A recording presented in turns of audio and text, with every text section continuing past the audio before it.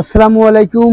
আশা করি সকলেই ভালো আছেন। তো ঘোড়াপীর মাজারে এসেছিলাম এবং হাতের এই পাশে একজন মানুষকে দেখতে পাচ্ছেন যে আমি যখন এসেছি হয়তো জানি না যে উনি আর্মির লোক না কিসের লোক, সেটা বলতে পারবো না। আপনারা ভিডিওটা দেখতে পাচ্ছেন যে উনি মিনিমাম 2 ঘন্টা ধরে মিনিমাম 2 ঘন্টা ধরে এরকম লেফট রাইট করে যাচ্ছে, হয়তো বা কোনো ডিফেন্সের লোক হবে।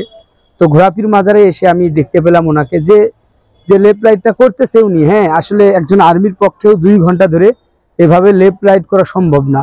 এবং স্ক্রিনে যে ভিডিওটা দেখতেই পাচ্ছেন, তার পাশে আর একটা ভিডিও আপনারা দেখতে পাচ্ছেন যে 2টা ঘন্টা ধরে এই মাজারের ভিতরে যে তিনি কিভাবে লেফট রাইট করতেছে, আসলে আমি দেখে একবারে মুগ্ধ হয়ে গেছি। এবং আর্মির যত ট্রেনিং আছে সে একা একা করতেছে এবং এই মাজারের সামনে গিয়ে, এবং এখনও দেখতে পাচ্ছেন যে লোকটা এভাবে করতেই আছে।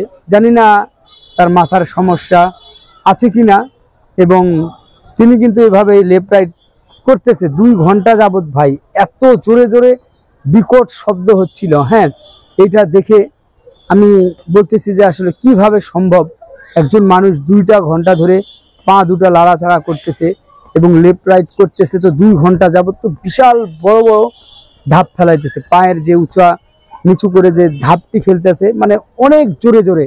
কিভাবে সম্ভব? হয়তোবা লোকটা ডিফেন্সের চাকরি করত, তো সেই জন্য হয়তোবা তিনি এভাবে করতে পারে এবং মাথায় হয়তোবা সেন্স নেই বর্তমানে। সেই জন্য দেখতে পাচ্ছি যে ঘোড়াপীর মাজারে তিনি এসেছে এবং একটা মানুষ এতক্ষণভাবে কি সম্ভব না ভাই, সুস্থ মস্তিষ্কের মানুষ কোনোভাবেই এই 2 ঘন্টা ধরে লেফট রাইট করতে পারে না। তো ভিডিওটা আপনারা দেখতেই পাচ্ছেন, অবশ্যই ভিডিওটা আপনারা একটু শেয়ার করে দিবেন যেখান। তো আসলে এই দেশে পাগলের অভাব নাই।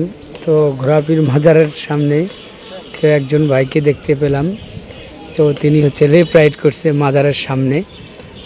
দেখতেই পাচ্ছেন হজরত বদর শাহ কাশ্মীরি ঘোড়াপীর মাজার শরীফে।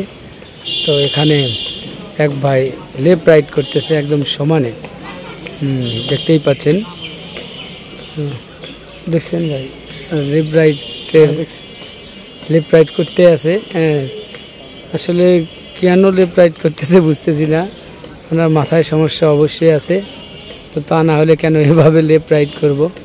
একদম মাজার প্রাঙ্গণের একদম সামনেই যে তিনি লেফট রাইট করতেছে। হয়তো বা আর্মির চাকরি করতো লোকটা, পাগল হয়েছে মনে হয়, হয়তো বা আর্মির চাকরি করতো।